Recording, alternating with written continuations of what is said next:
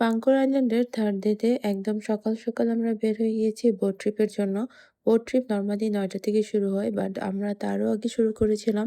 কারণ ১২টার মধ্যে আমাদের হোটেল ছেড়ে দিতে হবে। সো বোট ট্রিপ তার আগে শেষ করতে হবে।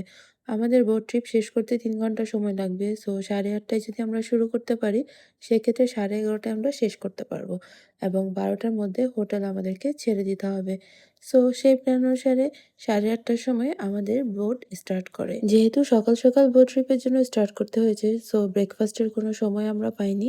সেক্ষেত্রে 7-Eleven থেকে কিছু রেডিমেড ব্রেকফাস্ট আমরা কিনে নিয়েছি। বোট ট্রিপের শুরুতে বোট এসে দাঁড়ায় এই আইল্যান্ডে। এই আইল্যান্ডের স্পেশালিটি হচ্ছে এখানে একটা প্রাইভেট রিসোর্ট আছে। এই রিসোর্টের প্রাইভেট বিচও আছে এবং এর রেন্ট হচ্ছে পার নাইট 1800 রিঙ্গিত করে।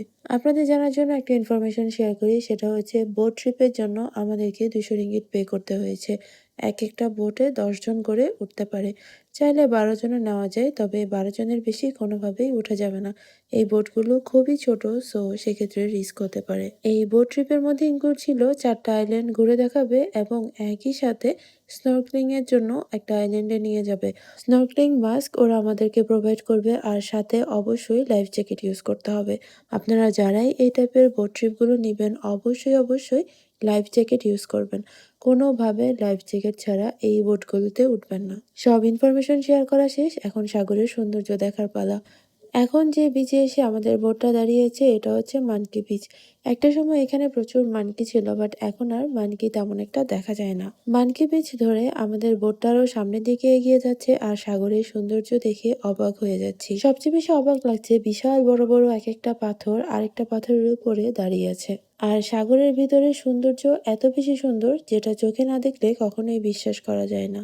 এই স্টোনটার নাম টার্টল স্টোন। এটা একদমই ন্যাচারাল, প্রথম দেখায় বিশ্বাসই করা যায় না। এরপর আরও একটা স্টোন দেখলাম যেটাও একদমই ন্যাচারাল ছিল। সেই স্টোনটা দেখতে একদম তিমি মাছের মুখের মতো। প্রথম দেখাতে মনে হয় একটা তিমি মাছ হা করে পাড়ে বসে আছে, আর এটা পুরাটাই একটা পাথর এবং এটা পুরাটাই ন্যাচারাল। তিমি রেস্টুরেন্ট দেখা শেষ করে এবার আমরা চলে এসেছি অন্য একটা বিচে। আর এই বিচটা একদম 100% জঙ্গল। এখানে কোনো প্রকার মানুষ বা এই আইল্যান্ডে কোনো প্রকার মানুষ বসবাস করে না। সো এখানে যাওয়াটা রিস্কি, কেউ ভুলেও এখানে যাওয়ার সাহস করবেন না, এটা খুবই রিস্কি হয়ে যাবে। এখন আমরা যাব স্নর্কেলিং পয়েন্টে, তবে যাওয়ার পথে আমাদের চোখের সামনে পড়ে পান্তাই নিপা বিচ। মানে গতকাল আমরা যে রিসোর্টে ছিলাম, সেই রিসোর্টের সামনে যে বিচটা ছিল সেটা।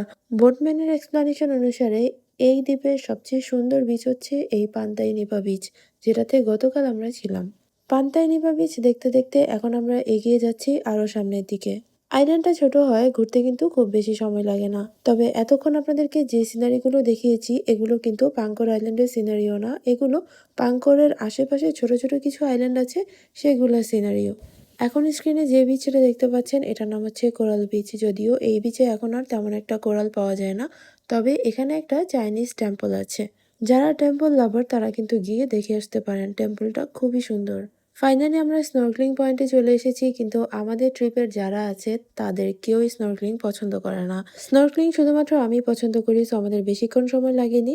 তারপর আমরা চলে এসেছি আমাদের ফাইনাল যে বিচটা, যেখানে অনেক বেশি মানুষ নামে গোসল করে, সুইমিং করে এবং স্নর্কেলিং করে, সেই বিচে। এই বিচটা এত বেশি সুন্দর, আপনাদেরকে আমি ড্রোন শুটের মাধ্যমে পুরো বিচের সৌন্দর্যটা দেখানোর চেষ্টা করছি। এই বিচটা সমুদ্রের আরো একটু গভীরে হওয়ার কারণে এই বিচের পানি আর একটু ক্লিয়ার ছিল, এবং এই পাশটাতে স্নর্কেলিং করা বা সুইমিং করার জন্য একদম পারফেক্ট একটা স্পেস ছিল।